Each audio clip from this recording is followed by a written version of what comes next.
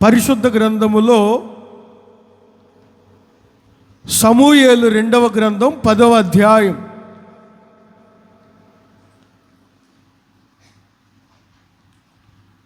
ఈ 10వ అధ్యాయములో ఒక చరిత్ర జరిగింది. దాన్ని నేను వివరించుకుంటూ పోతే సమయం సరిపోదు. మీరు ఇంటికి వెళ్ళిన తర్వాత ఒక్కసారి ఈ అధ్యాయాన్ని రెఫర్ చేయండి, చదవండి, మీకు అర్థమవుతుంది ఈ 10వ అధ్యాయం అంతా. ఇప్పుడు నేను చదివించే మాటను గమనించండి. 11వ వాక్యాన్ని గమనించగలిగితే నేను చదువుతాను, వినండి. సమూయేలు 2వ గ్రంథం 10వ అధ్యాయం 11వ వాక్యాన్ని నేను చదువుతాను, గమనించాలి. అబీషైకి అప్పగించి, సిరియనుల బలము నాకు మించిన ఎడల నీవు నన్ను ఆదుకొనవలెను, అమ్మోనీయుల బలము నీకు మించిన ఎడల నేను వచ్చి నిన్ను ఆదుకొందునని చెప్పి అమ్మోనీయులను ఎదుర్కొనుటకై తన వారిని వ్యూహపరచెను. గమనించాలి, 10వ అధ్యాయం ప్రారంభం నుంచి ఒక చరిత్ర రాయబడి ఉంటుంది. మీరు తర్వాత చదువుకోండి. క్లుప్తంగా నేను ఒక్క మాటలో వివరిస్తాను. దావీదు యొక్క సైన్యాధిపతి తన పేరు యోవాబు. మరొక వ్యక్తి అతని పేరు అబీషై. వీరిద్దరూ అమ్మోనీయులు సిరియనుల మీద యుద్ధానికి వెళ్ళారు. ఎందుకు యుద్ధం చేయవలసి వచ్చిందో 10వ అధ్యాయంలో ఉంటుంది. ఆ చరిత్ర అంతా చాలా బాగుంటుంది, మీరు చదువుకోండి తర్వాత. వీరిద్దరి యుద్ధ వ్యూహాన్ని గమనించగలిగితే యోవాబుకు కొంత సైన్యం, అబీషైకి కొంత సైన్యం. వీరిద్దరూ ఒకరినొకరు ఏమని మాట్లాడుకుంటున్నారో ఆ వాక్యం మీదకి ఎందుకో నా దృష్టి వెళ్ళింది ఈ వారంలో. యోవాబు అబీషైతో చెప్తున్నారు, ఒకవేళ సిరియనుల బలం ఎక్కువైందనుకో, నీ వచ్చి నన్ను ఆదుకోవాలి. నేనే సిరియనుల మీద యుద్ధం చేస్తాను, నువ్వేం అమ్మోనీయుల మీద యుద్ధం చేయి. వీరిద్దరూ ఒకటే సైన్యం, శత్రువులు వేరు వేరు. గుర్తుపట్టండి, నువ్వు సిరియనుల, నేను సిరియనుల మీదకి యుద్ధానికి వెళ్తున్నాను. సిరియనుల వరకు నేను చూసుకుంటాను. ఒకవేళ వారి బలం నా సైన్యము కన్నా ఎక్కువ అనిపిస్తే ఏమంటున్నారు అబీషైతో, నీవు వచ్చి నన్ను, చెప్పండి ఈ మాట, నీవు వచ్చి నన్ను ఆదుకోవాలి. అమ్మోనీయుల బలం ఒకవేళ ఎక్కువైందనుకో అబీషై, నువ్వు యుద్ధం చేయవలసిన వారి బలం ఎక్కువైందనుకో, నేను వచ్చి నిన్ను, చూడండి ఆ మాట, నేను వచ్చి నిన్ను ఆదుకుంటాను. ఈ 2 మాటలు గమనించండి. నీవు నన్ను ఆదుకొనవలెను, నేను నిన్ను ఆదుకొనేదను. ఇదే ఈరోజు ప్రసంగం. నీవు నన్ను ఆదుకొనవలెను, నేను నిన్ను ఆదుకొనేదను. ప్రియమైన దేవుని ప్రియులారా, ఆదుకొనేదను అనే మాటకు కొన్ని పర్యాయ పదాలు నేను చదివినప్పుడు మద్దతు ఇవ్వడం, ఇంకా చెప్పాలంటే సహాయపడడం, అర్థమవుతుందా? ఇంగ్లీష్లో సపోర్ట్ చేయడం, ఒక ఇద్దరు విశ్వాసులు ఉన్నారు, ఒకరినొకరు ఆదుకునే వ్యక్తులై ఉండాలి. నాకు బలం ఎక్కువ, నాకు ఎవడి సహాయం అవసరం లేదు, నేనే చెయ్యగలను, నేనే పోరాడగలనని ఎక్స్ట్రా మాటలు మాట్లాడకూడదు. గొప్ప సైన్యాధిపతి యోవాబు అభిషేక్తో చెప్తున్నారు, శత్రువుల బలం మా బలము కన్నా అధికమైతే నీవు వచ్చి నన్ను ఆదుకో, నేను వచ్చి నిన్ను ఆదుకుంటాను. అప్పుడప్పుడు కొన్ని స్టేట్మెంట్లు మనం చూస్తుంటాం.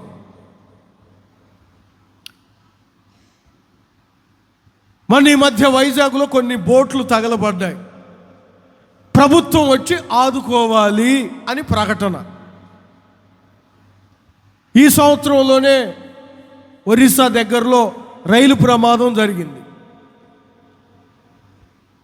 ప్రతిపక్షాలందరూ ప్రభుత్వం ఆదుకోవాలి, ప్రభుత్వం సహాయం చేసినా ఇంకా అది తక్కువే, వారు ఆదుకోవాలి, మమ్మల్ని వారు ఆదుకోవాలి. ప్రభుత్వం ఆందోళనలు చేపట్టడం, ప్రజల ఆందోళన చేపట్టడం, వారికి ప్రతిపక్షాలు మద్దతు ఇవ్వడం కొన్నిసార్లు మనం చూస్తూనే ఉంటాం. వరద బాధితులను ఆదుకొనెను, ఏమండి, పేదలను ఆదుకొను నా ప్రభుత్వం, పేదలను ఆదుకునే ప్రభుత్వం, ఇలాంటి మాటలు మనం వింటూనే ఉంటాం. దేవుని ప్రియులారా, ఆదుకోవడం అంటే సహాయపడడం, మద్దతు ఇవ్వడం. గుర్తుపెట్టుకోవాలి ఈ మాట. దేవుని బిడ్డలుగా మనం ఆదుకునే మనస్సు ఉండాలి ఒక క్రైస్తవునికి. వారిద్దరూ చూడండి, నీవు నన్ను ఆదుకో, నేను నిన్ను ఆదుకొనేదను. ఈ రోజున దేవుని సంఘములో ఈ స్వభావం క్రియ జరుగుతుందా? హెల్పింగ్ నేచర్, సహాయపడే గుణం, ఆదుకునే గుణం. ఆదుకోవడం అంటే నీ ఆస్తి అంతా తాకట్టు పెట్టి ఆదుకోవాల్సిన అవసరం లేదు. తోటి విశ్వాసిగా నేనున్నాను అనే ధైర్యం,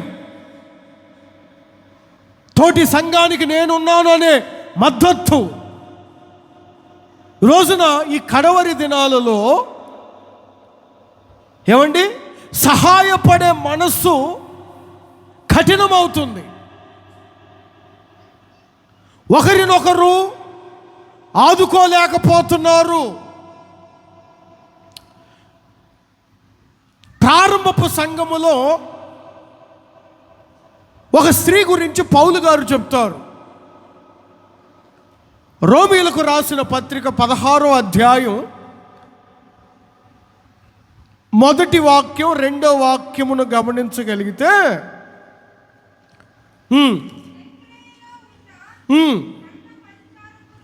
సంఘ పరిచారకురాలగు ఫిబే అనే మన సహోదరి ప్రభువునందు చేర్చుకొని ఏదైనా ఉన్న ఎడల సహాయము చేయండి అని పౌలు గారు చెప్తున్నారు. సహాయము చేయండి అంటే చెప్పాను ఏంటది? ఆదుకోవడం. నేను మొదటే చెప్పాను, మద్దతు ఇవ్వడం, సహాయం చేయడం, ఇవన్నీ దేని కిందకు వస్తాయి? ఆదుకోవడం కిందకే. మీరు జాగ్రత్తగా గమనించాలి. ఓ రోమీయులారా, ఆమెను మీరు ఆదుకోండి. ఎందుకో తెలుసా? మీరు ఆ వాక్య భాగాలు కంటిన్యూగా చదివితే, చదవండి. ఆమె అనేకులకు నాకును ఆదుకొనెను. మీరిప్పుడు ఆమెను ఆదుకోండి. కొంచెం బాధలో ఉన్నారు, కొంచెం ఇబ్బందిలో ఉన్నారు. ఒకప్పుడు ఆమె మమ్మల్ని ఆదుకొనెను, ఇప్పుడు మీరు సహాయపడండి. దేవుని బిడ్డలారా, ఈ రోజున మన జీవితాల్లో తోటి విశ్వాసికి, నేను ఇంకా చెప్పాలంటే ఆదుకునే గుణం ఉండాలి, ఆదుకునే స్వభావం ఉండాలి. ఈ రోజున చాలా మందిలో ఈ ఆదుకునే స్వభావం లేదు. ఆ కొరింథీయులకు రాసిన మొదటి పత్రికలోనే మొదటి అధ్యాయం 10వ వాక్యంలో పౌలు గారు చెప్తారు చూడండి. వాళ్ళు ఎలా ఉన్నారంటే, కొంతమంది సంఘంలో, సహోదరులారా మీరందరూ ఏకభావముతో మాట్లాడవలెనని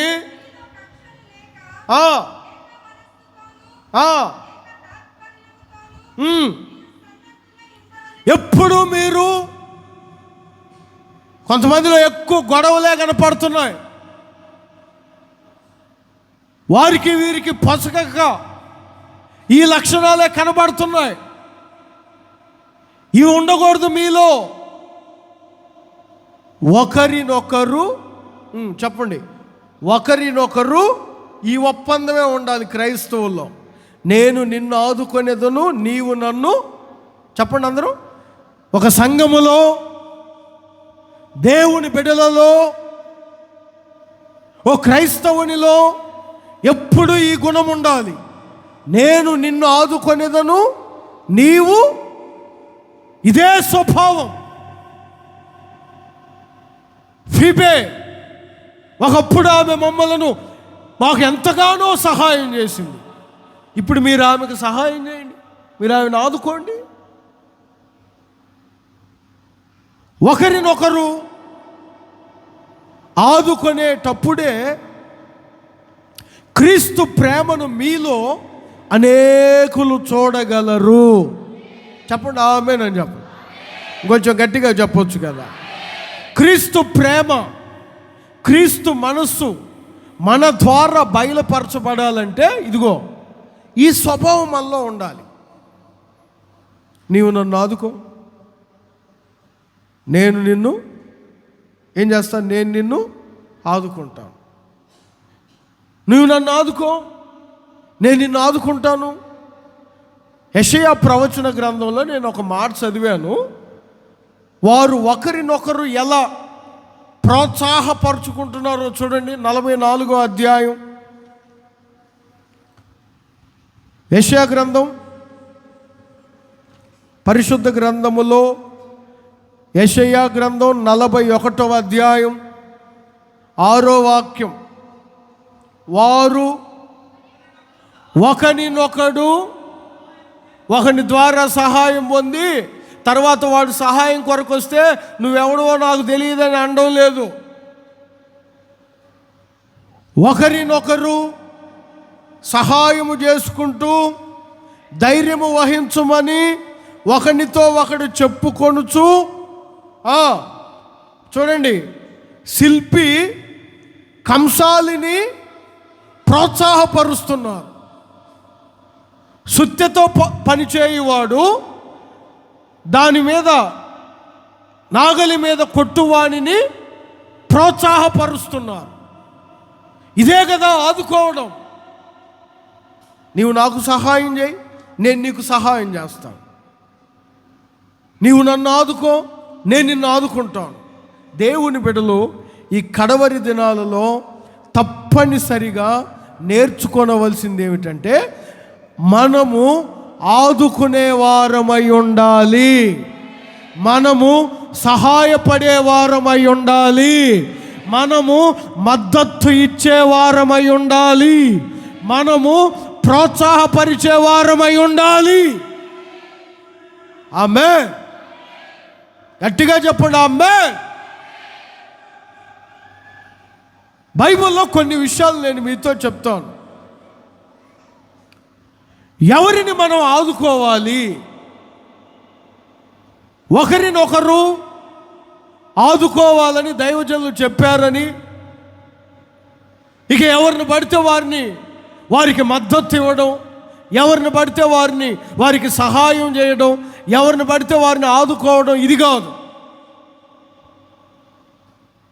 దేవుని బిడ్డలముగా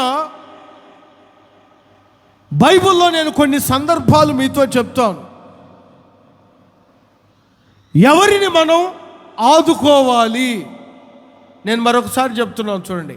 ఆదుకోవడం అంటే చెప్పండి, సహాయపడడం, నెక్స్ట్ మద్దతు, సపోర్ట్ చేయడం. ఎక్కడో ఒక హత్య జరుగుతుంది, ఎక్కడో ఒక రేప్ జరుగుతుంది, ఎక్కడో ఢిల్లీలో రేప్ జరుగుతుంటే ఇక్కడ ధర్నాలు చేస్తుంటారు. ఒక ఆడపిల్ల మీద హత్య జరిగింది, రేప్ జరిగింది ఢిల్లీలో. ఏమండి, దేశం అంతా రోడ్ల మీదకి ఎక్కి క్యాండిల్ ముట్టించి ధర్నా చేశారు. దాన్ని ఏమంటారు? మద్దతు ఇస్తున్నాం, సపోర్ట్ చేస్తున్నాం. దేవుని బిడ్డలుగా ఎవరిని మనం ఆదుకోవాలి గమనించండి జాగ్రత్తగా. కొన్ని మాటలు చెప్తాను. పరిశుద్ధ గ్రంథమును బట్టే మనం మాట్లాడాలి. పరిశుద్ధ గ్రంథములో ఉన్న మాటలను బట్టే మనం ప్రవర్తించాలి. ఎవరిని ఆదుకోవాలి? నీవు నన్ను ఆదుకో, నేను నిన్ను ఆదుకుంటాను, వారి మధ్య ఒప్పందం. నిజమే. దేవుని బిడ్డలముగా అసలు మనం ఎవరిని ఆదుకోవాలి?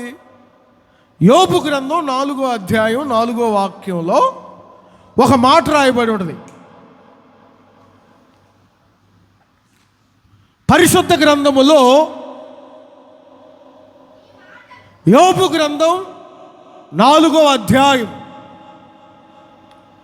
4వ వాక్యములో రాయబడిన మాట, యోబు గారు ఒకప్పుడు తొట్టిల్లిన వానిని ఆదుకొనెను. చదవండి ఆ మాటను. 4వ అధ్యాయం యోబు గ్రంథం 4వ వాక్యం. చూడండి, ఇక్కడ ఏమనుంది చెప్పండి, అందరు చెప్పండి తల్లపైకి లేపి. ఎవరిని ఆదుకోవాలి మనం? తొట్టిల్లిన వానిని ఆదుకోవాలి. ఇదే క్రైస్తవ జీవితం.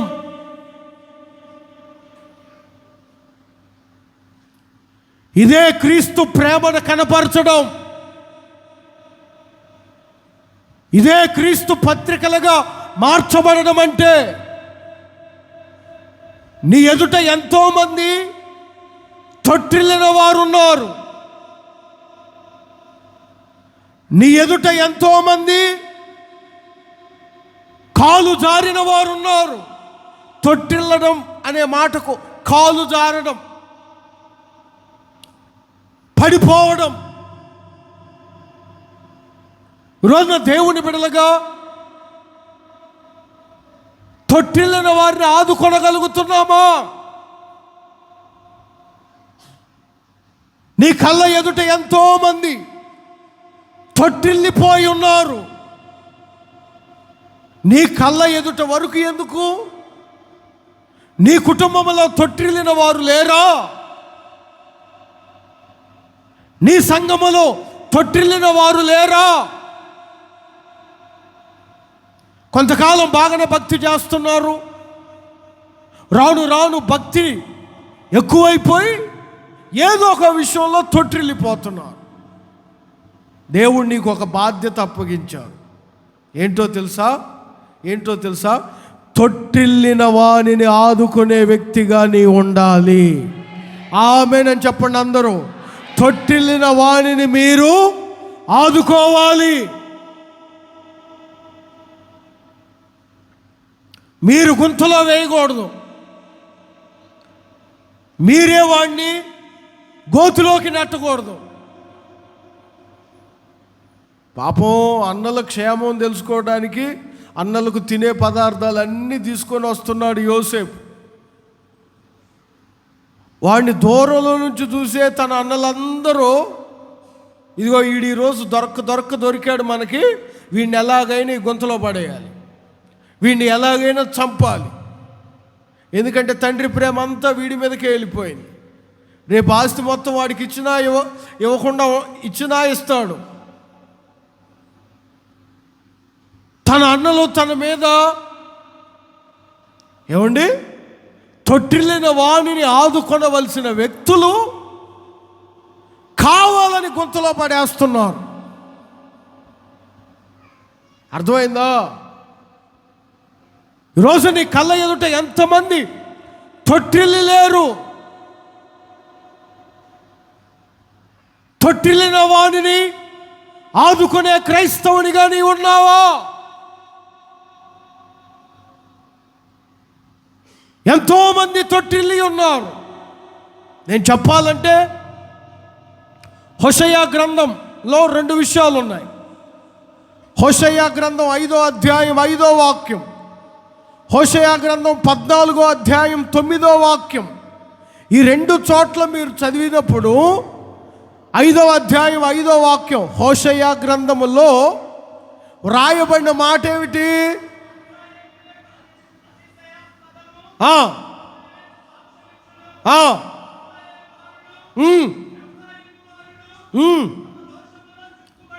దోషములలో చిక్కుబడి ఎలా ఉన్నారట వీరు? దోషములలో చిక్కుబడి తొట్టిల్లుచున్నారు. ఈరోజున చాలామంది పాపములో చిక్కుకొని తొట్టిల్లుచున్నారు. మరి వారిని నీవు ఆదుకుంటున్నావా? వారి కొరకు ప్రార్థన చేస్తున్నావా? వారికి నీవు మద్దతు ఇస్తున్నావా? వారికి నీవు సహాయం చేస్తున్నావా? పాపములో దోషములో చిక్కుకొని తొట్టిల్లుతున్నారు క్రైస్తవులే, తోటి విశ్వాసే. ఒకప్పుడు బాగానే వచ్చి భక్తి చేసే ఆమె ఇప్పుడు దోషములో చిక్కుకొని తొట్టిల్లిపోయారు. మరి నీవు వెళ్ళి ఆదుకుంటున్నావా? ఆదుకునే వ్యక్తిగా నీవు ఉన్నావా? పానీలే, పడితే పడింది గుంతలో, నేనే గ్రేటు, నేనే గొప్ప, నా ప్రార్థనే నన్ను నిలిపింది, నా భక్తే నన్ను నిలిపింది, నేనెంత ప్రార్థన పన్ను కాబట్టి నిలబడి ఉన్నాను, పడిపోయింది పాడనే అని వదిలేసావా? దేవుని బిడ్డలు ఎప్పుడు అలా ఉండకూడదు. తొట్టిల్లిన వారిని ఆదుకునే వ్యక్తులై ఉండాలి. ఆమేనని చెప్పండి, కొంచెం గట్టిగా చెప్పండి. 14వ అధ్యాయంలో 9వ వాక్యంలో మరొక రకంగా తొట్టిల్లారు. హోషేయ గ్రంథంలోనే చూడండి ఆ మాటను.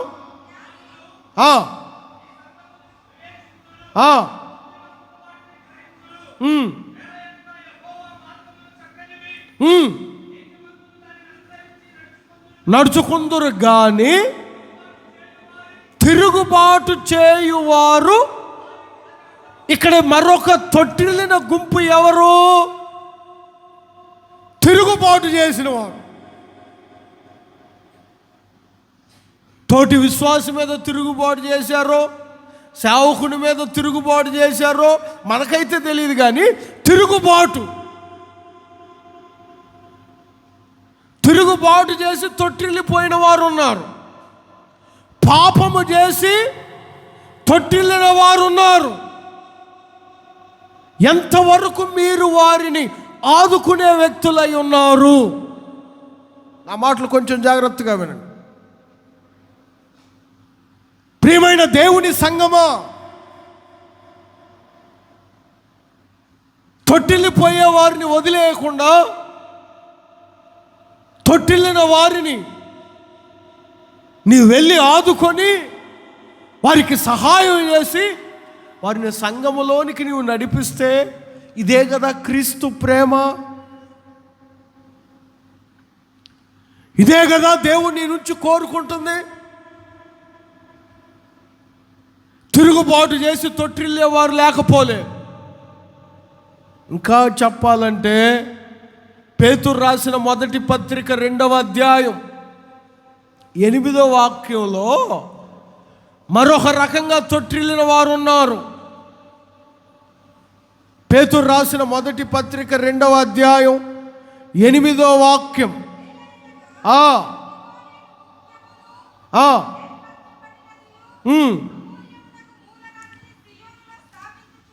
ఉన్నాను.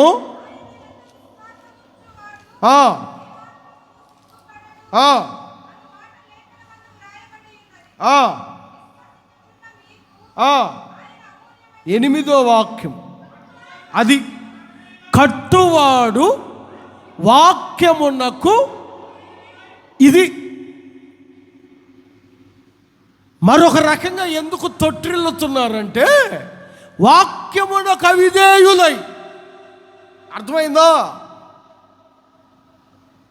వీరు కాలు జారిపోవడానికి, వీరు పడిపోవడానికి, వీరు పాడైపోవడానికి పెద్ద కారణాలేమి లేవు. ఒకటి పాపం, 2 తిరుగుబాటు, 3వది వాక్యమునకు అవిధేయులై. ఒక సేవకుడు వాక్యాన్ని చెప్తుంటే వింటున్న నీవు విధేయుడవైతే ఎందుకు తొట్టిల్లుతావు? పేతురు గారు అదే అంటారు. ఈరోజు చాలామంది వాక్యమునకు అవిధేయులై తొట్టిల్లుచున్నారు. మరి వారిని అలా వదిలేద్దామా? దేవుడు ఒప్పుకోవట్లేదు. పాపం చేసేవాడిని వదిలేస్తే ఎలా? వాడి దగ్గరికి వెళ్ళి వాడిని ఆదుకో. వాడు తొట్టిల్లి పోకముందే. అర్థమైందా? తిరుగుబాటు చేశాడని వాడిని అలా వదిలేస్తే వాడి ఆత్మ పాతాళానికే కదా వెళ్ళేది. వాడిని ఆదుకో. వాక్యానికి అవిధేయుడై, వాక్యానికి లోబడకుండా వాడు తొట్టిల్లిపోతున్నాడు. అదే దేవుడు కోరుకునేది. దేవుని బిడ్డలలో దేవుడు కోరుకునేది ఏంటో తెలుసా? నీ కళ్ళ ఎదుట పాపములో, నీ కళ్ళ ఎదుట ఏమండి తిరుగుబాటుతో, నీ కళ్ళ ఎదుట వాక్యమునకు అవిధేయులై ఎంతమంది తొట్టిల్లుచున్నారో నా ప్రియమైన దేవుని సంగమా, ఓ క్రైస్తవుడిగా దేవుడు నిన్ను ఎన్నుకొన్నది ఎందుకంటే తొట్టిల్లిన వారిని ఆదుకునే వ్యక్తివి నీవే. ప్రైజ్లో కొంచెం గట్టిగా, కొంచెం గట్టిగా. ఒక ఆత్మ దగ్గుదిలే వాడిని గొంతులో పడేస్తే వాడి ఆస్తి కూడా మనకు వస్తుంది అనే దౌర్భాగ్యకరమైన ఆలోచనలు పెట్టుకోకండి. తొట్టిల్లేవాడిని వెళ్ళి ఆదుకోవాలి. ఎందుకంటే తొట్టిల్లు వాడు దేవుని సంగతులను ఎప్పటికీ గ్రహించలేడు. నేను ఎందుకు ఈ మాట చెప్పానంటే యేసుక్రీస్తు పరిచర్య ప్రారంభించి ఒక 3.5 సంవత్సరాల వ్యవధిలోనే ప్రాముఖ్యంగా ఒక 12 మంది శిష్యులను ఏర్పరచుకున్నాడు. వినండి, వీరికి చెప్పని విషయం అంటూ ఏదీ లేదు. ప్రారంభము నుంచి ఆయన మాట్లాడిన ప్రతి మాట వారు వింటూనే ఉన్నారు. ఆయన ఎలా ఉంటారో, ఆయన పోలికలు ఏమిటో, ఒకానొక సమయంలో నన్ను చూసిన వాడు తండ్రిని చూసినట్లే అని కూడా చెప్పాడు. శిష్యులు ఎంత దగ్గరగా దేవుణ్ణి చూస్తే పేతురుతో అంటారు, నా గురించి నువ్వేమనుకుంటున్నావు అంటే, నీవు నిజముగా దేవుని మరి అంత చక్కగా చెప్పిన వ్యక్తులు ఎందుకో ఆయన సిలువ వేయబడిన తర్వాత తొట్టిల్లిపోయారు. అద్భుతాలను కళ్ళతో చూశారు. 3.5 సంవత్సరాలు ఆయనతోనే తిరిగారు. ఆయన గురించి మొత్తం తెలుసు. తెలియదంటూ ఏదీ లేదు. అర్థమైందా? 5 రొట్టెలు 2 చేపలు 5,000 మందికి పెడితే ఉన్నారు, వీళ్ళే పంచి పెట్టారు. ఎంతోమంది రోగులను స్వస్థపరిస్తే అక్కడ ఉన్నారు. ఇన్ని చూసిన వ్యక్తులు ఎన్నోసార్లు చెప్పారు, ఈ దేవాలయం పడగొట్టండి, 3 దినాల్లో నేను తిరిగి నేను కడతాను. ఒకానొక సమయంలో ఒక ఆమె వచ్చి ఆయన పాదముల మీద అత్తరు పూస్తుంటే ఆ ఇంటి యజమానుడు కొంచెం అభ్యంతరం పెడితే అక్కడ శిష్యులు ఉన్నారు, ఈమె నా భూస్థాపన నిమిత్తం ఈమె ఇది చేసిందని కూడా చెప్పి, ఇవన్నీ తెలుసు, నేను మరలా వస్తాను, నన్ను సిలువ వేస్తారు, ఇలాంటి విషయాలు ఎన్నో ప్రతిరోజు వారికి తెలియపరుస్తూనే ఉన్నాడు. కొత్తగా ఒకవేళ సంఘంలోకి ఎవరన్నా వస్తే వాడు తొట్టిల్లిపోయాడంటే దానికి ఒక అర్థం ఉంది. 3.5 సంవత్సరాలు సమస్తము విడిచిపెట్టి ఆయన వెంబడించిన వారు ఎప్పుడైతే ఆయన సిలువ వేశారో చల్లాచెదరైపోయారు. మరలా పాత వృత్తిలోకి వెళ్ళిపోయారు, పాత బ్రతుకుతున్నారు. ఎంత స్థితిలోనికి దిగజారిపోయారో తెలుసా? నేను చెప్పే మాట జాగ్రత్తగా వినండి.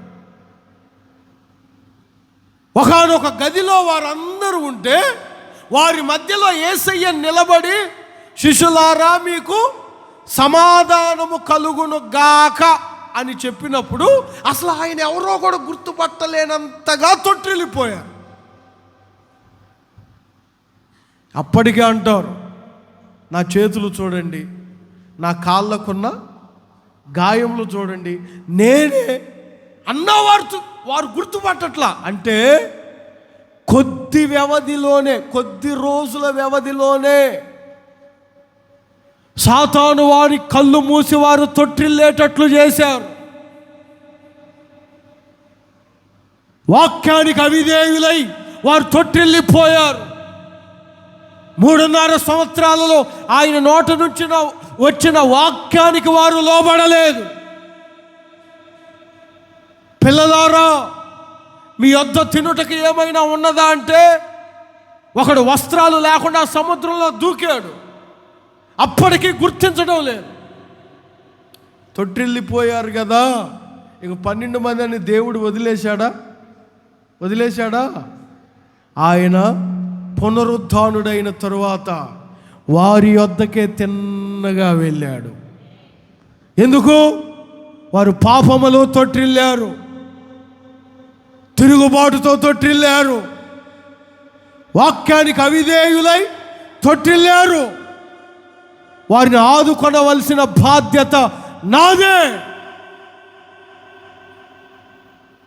యేసయ్య మరలా వారిని వెళ్ళి ఆదుకున్నారు. తిన్నగా ఒక కొండ దగ్గర తీసుకొని వెళ్ళి వారి కళ్ళ ఎదుటే ఆయన ఆరోహణమై వెళ్ళాడు. దేవుని ప్రియులారా, ఈ మాటలన్నీ మీరు లూకాసు వార్త 24వ అధ్యాయం 44వ వాక్యంలో చక్కగా వ్రాయబడి ఉంటాయి. మీరు ఆ మాటలు చదివినప్పుడు లూకాసు వార్త 24వ అధ్యాయం 44వ వాక్యంలో మోషే ధర్మశాస్త్రములోను ప్రవక్తల గ్రంథములలోను నన్ను గూర్చి వ్రాయబడినవన్నీ నెరవేరవలెనని మీతో చెప్పాను కదా. మరి మీరెందుకు గుర్తించలేదంటే వారు తొట్టిల్లిపోయారు. ఒక క్రైస్తవుడు ఎలా తొట్టిల్లుతాడో తెలుసండి. వాడు తొట్టిల్లటానికి పెద్ద రీజన్లు ఏమి లేవు. 1, వాడు చేసిన పాపమును బట్టి తొట్టిల్లుతాడు. 2, వాడు చేసే తిరుగుబాటును బట్టి తొట్టిల్లుతాడు. 3వదిగా వాడు వాక్యమునకు అవిధేయుడై తొట్టిల్లుతాడు. అంతే, పెద్ద రీజన్స్ ఏమి ఉండవు. ఇలాంటి స్థితిలో ఒకవేళ ఈ సంవత్సరాంతములో మీ ఎదుట ఎవరైనా ఉంటే తక్షణమే మీరు వెళ్ళి తొట్టిల్లిన వానిని ఆదుకొని సంఘములో చేర్చుదురుగాక. చెప్పండి ఆమేన్. ఎందుకంటే యెషయా గ్రంథంలో ఒక మాట రాయబడి ఉంది, 35వ అధ్యాయం 3వ వాక్యం.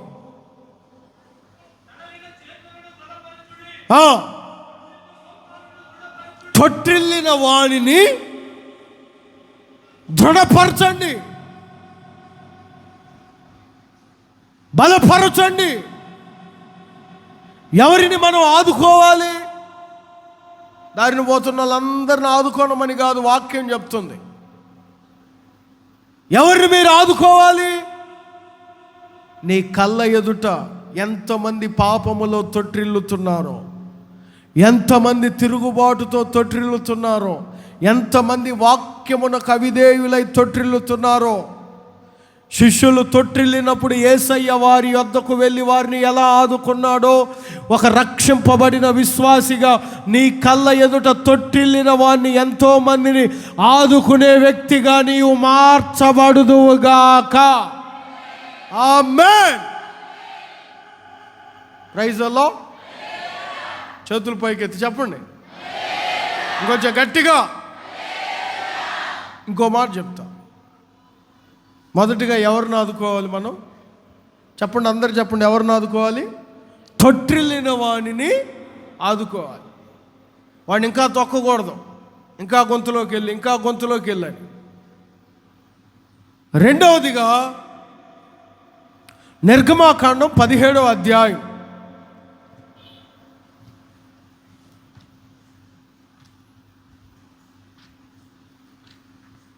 ఈ నిర్గమాకాండం 17వ అధ్యాయములో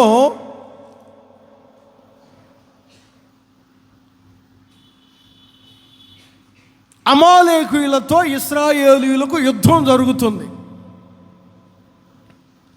8వ వాక్యం నుంచి 12వ వాక్యం వరకు గమనించండి. ఈ 8వ వాక్యం నుంచి 12వ వాక్యం వరకు మీరు చదివినప్పుడు గమనించాలి. నేను చెప్తాను, వినండి. మోషే తన చెయ్యి పైకెత్తినప్పుడల్లా, చెప్పండి ఇప్పుడు, ఇశ్రాయేలీయులు, చెప్పండి తల పైకి లేపి. మోషే తన చెయ్యి పైకెత్తినప్పుడు అంతా ఏం జరుగుతుంది? ఆ యుద్ధంలో ఇశ్రాయేలీయులు గెలుస్తున్నారు. మోషే తన చెయ్యిని దించినప్పుడు అంతా ఇశ్రాయేలీయులు ఓడిపోతున్నారు. ఎంతసేపు అని తన చేతులు పైకెత్తుతాడు మోషే అయినా? ఎంతసేపు అని తన చేతులు పైకెత్తే ఉంచుతాడు? మీరు 1 నిమిషం 2 నిమిషాలు ఎత్తడానికి అల్లాడిపోతుంటారు మీ చేతుల్ని. ఏం చేయాలి మరి? మోషే చేతులు పైకెత్తితేనేమో ఇశ్రాయేలీలందరూ గెలుస్తున్నారు. మోషే చేతులు దించినప్పుడేమో ఇశ్రాయేలీలు ఓడిపోతున్నారు, అమాలేకీయులు గెలుస్తున్నారు. ఏం అర్థం కావట్లా. తనకు భారం అయిపోయింది. ఎంతవరకని తన చేతులు పైకెత్తుతారు? ఎంతవరకని తన చేతులు పైకెత్తే ఉంచుతాడు?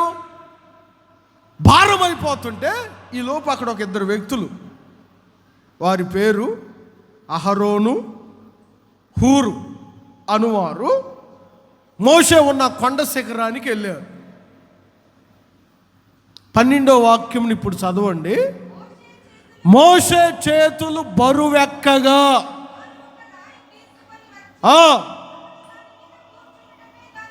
వేసిరి. అహరోను హూరులు ఇద్దరు, ఒకడు ఈ ప్రక్కను ఒకడు ఆ ప్రక్కను చేతులను ఆదుకొనగా. గుర్తుపట్టాలి, ఒక సేవకుని భారాన్ని ఆదుకునే వ్యక్తులై ఉండాలి విశ్వాసులు. నేను మీతో చెప్పాలనుకున్న మాట ఇదే. ఒక సేవకుడిని ఆదుకోవాలి. అందరు జాగ్రత్తగా వినండి. కొన్నిసార్లు సేవకునికి భారం అనిపిస్తుంది. విశ్వాసులుగా మీరేం చేయాలి? ఆ సేవకుణ్ణి ఆదుకోవాలి. తప్పదు. మీ కుటుంబాల్లో జయము కలగాలంటే, మీ పిల్లలు ఆశీర్వదించబడాలంటే, మీ కుటుంబాలలో సర్వ సమృద్ధి నిత్య దీవెన ఉండాలంటే ఆ భారమును మీరు భరించాలి. ఒక సేవకునికి మీరు మద్దతు ఇవ్వాలి. ఒక సేవకునికి మీరు సహాయం చేయాలి. భారాన్ని భరించాలి. ఎంతవరకు మీ సేవకుడిని మీరు ఆదుకునే వ్యక్తులై ఉన్నారు? కొన్నిసార్లు కొంతమందికి చూడండి, ఆదివారం వస్తారు, ఆరాధన చూసుకుంటారు, ప్రార్థన చేయించుకొని వెళ్తారు. తర్వాత ఏ పట్టింపులు ఉండవు కొంతమందికి. మరలా వారం నుంచి వారం వచ్చే అంతవరకు. ఇది ఒక సంఘం. ఎంతోమంది ప్రార్థన ద్వారా కట్టబడిన ఈ సంఘాన్ని నీవు ఎంతవరకు ఆదుకొనగలుగుతున్నావు? నీ సేవకుడికి ఎంతవరకు నువ్వు భారాన్ని తగ్గించగలుగుతున్నావు? ఒక విశ్వాసిగా అహరోను హూరులు నాకెందుకులే అని అనుకోలేదు. వారు వెళ్ళి మోషే చేతులు బరువెక్కగా ఆ మోషే చేతులను వారు ఆదుకున్నారు. ప్రైజ్లో కొంచెం గట్టిగా చెప్పొచ్చు కదా, ఇంకొంచెం గట్టిగా చెప్పొచ్చు కదా. ఎంతవరకు మన సంఘం, మన సేవకుని భారం మనం భరించి ఆ సేవకుడిని మనం ఆదుకోవాలి. ఆడుకోకూడదు, ఆదుకోవాలి. ఏం చేయాలి? ఆదుకోవాలి, మద్దతు ఇవ్వాలి. ఒక సేవకునికి అండగా మీరు నిలబడాలి. ఒక సేవకునికి మీరు సహాయం చేయాలి. ఒక సేవకుని నీవు ఆదుకోవాలి. ఈరోజున ఎంతమందిలో ఆ స్వభావం ఉంది? ఏదో చెయ్యాలి, ఏదో ఇవ్వాలని కాదు, మీకున్న దానిలోనే. ఏమండి, సేవకుడు చెరసాల్లో వేయబడ్డాడు. సంఘమైతే చెప్పండి, ఇప్పుడు ఏం చేస్తుంది? సంఘమైతే సేవకుడు చెరసాల్లో వేయబడ్డాడు.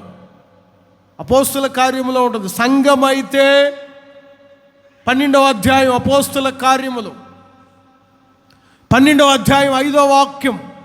సంఘమైతే ఉంచబడిను, రికార్డింగ్ డాన్సులు చేయుచుండెను కదా.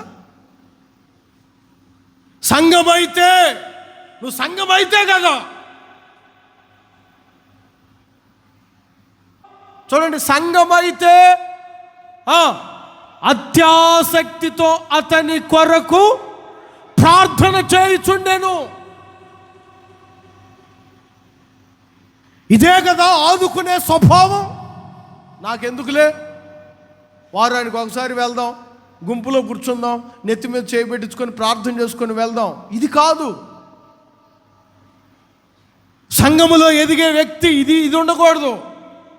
నా సంఘం, దాని కొరకు నేను ప్రార్థన చేయాలి, దాని కొరకు దాన్ని నేను ఆదుకోవాలి, ఆ భారాన్ని భరించాలి. మోషే చేతులు బరువెక్కాయి. ఏం చేశారండి? అహరోను హూరులో చేంజ్ చేసుకున్నారు. వారిని చెప్పండి, మోషేను ఆదుకున్నారు. ఒక సేవకుడిని నీవు ఎంతవరకు ఆదుకొనగలుగుతున్నావు? ఆమె ఇంట్లో ఏమీ లేదు. అప్పటికే ఆమె చెప్తుంది, నా తొట్టిలో కొంచెం పిండే ఉంది, బుడ్డిలో కొంచెం. కానీ ఆ దైవజనుడిని ఆమె ఆదుకున్నది కరువులో. దేవుడు ఆమెను సిగ్గుపరచలేదు. ఆమెనని చెప్పండి. దేవుడు ఆమెను సిగ్గుపరచలేదు. నా ప్రియమైన ఈ మాటలు వినుచున్న వారులారా, ఒక సేవకుని భారమును భరించే విశ్వాసమై ఉండాలి. ఏవేవో చేసి పెట్టలేదు, తనకున్న దాంట్లోనే. రాజుల మొదటి గ్రంథంలో 17వ అధ్యాయం 9వ వాక్యంలో ఉంటుంది. రాజుల మొదటి గ్రంథం 17వ అధ్యాయం 9వ వాక్యం.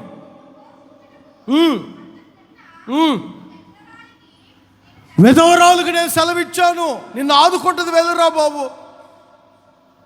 నువ్వెందుకు కంగారు పడుతున్నావు? అయ్యా విధవరాలు కదా, ఆదుకుంటుందా లేదా? ఆదుకుంటుంది, వెళ్ళు, నేను చెప్పాను, వెళ్ళు. భారాన్ని భరిస్తుంది, వెళ్ళు,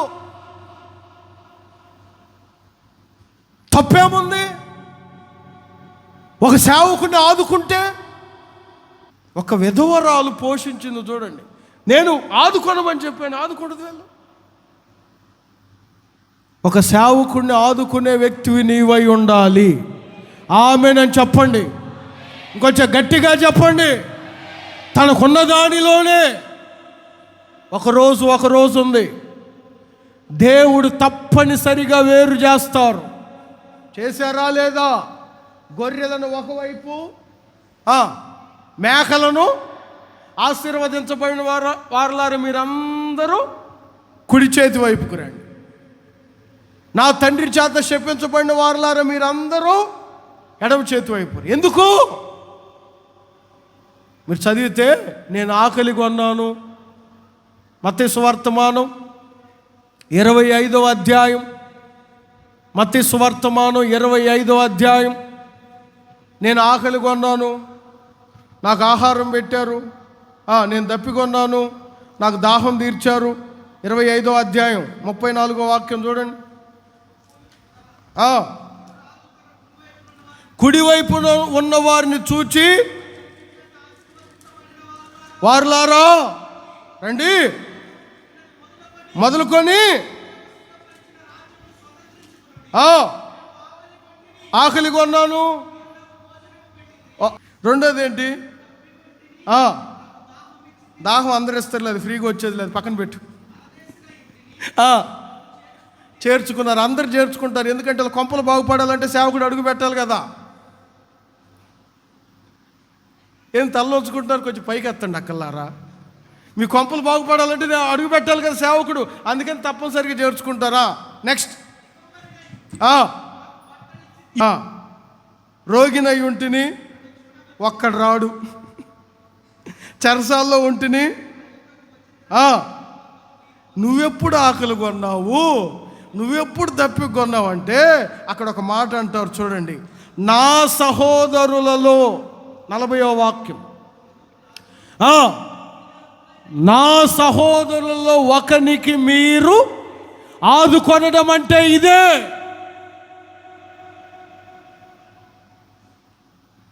మరి ఒక సేవకుడిని నీవు ఎంతవరకు ఆదుకొనగలుగుతున్నావు? ఆదుకునే స్వభావం ఉందా? ప్రియమైన దేవుని ప్రియులారా, కొంచెం ఈ మాటలు మీకు కఠినమని అనిపించవచ్చు, కానీ కొంచెం ఆత్మీయంగా మీరు ఆలోచించండి. ఎంతవరకు నీవు ఆదుకొనగలుగుతున్నావు? నయమాన్ అనే కుష్ఠరోగి ఉన్నారు. ఎలీషా దగ్గరకు వచ్చారు. ఎలీషానా ఏలియానా? ఎవరి దగ్గర? ఎవరు అప్పుడు దైవజనుడు? ఎవరు? ఎలీషా దగ్గరకు వచ్చారు. నువ్వు వెళ్ళి యోర్దాను నదిలో 7 మార్లు మునుగని చెప్పారు. మునిగి తనకున్న రోగాన్ని తొలగించుకున్నాడు. తొలగించుకున్న తరువాత పెద్ద మూట ఒకటి తీసుకొని వచ్చాడు. ఎవరు చెప్పలేదు అతనికి. ఒక అన్యుడు బహుమానాన్ని తీసుకొని సేవకుని దగ్గరకు వచ్చారు. కృతజ్ఞత. ఆదుకోవడం అంటే అదే. తొట్టిల్లిన వాణిని మీరు చెప్పండి ఆదుకోవాలి. రెండవదిగా మీ సేవకుడిని మీరు ఆదుకోవాలి. చివరిగా మరొక మాట చెప్పి నేను ముగిస్తాను.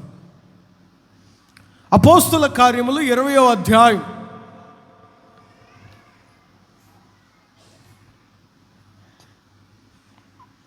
35వ వాక్యమును చదివినప్పుడు అక్కడ ఒక మాట రాయబడి ఉంటుంది చూడండి. అపోస్తుల కార్యములు 20వ అధ్యాయం 35వ వాక్యం.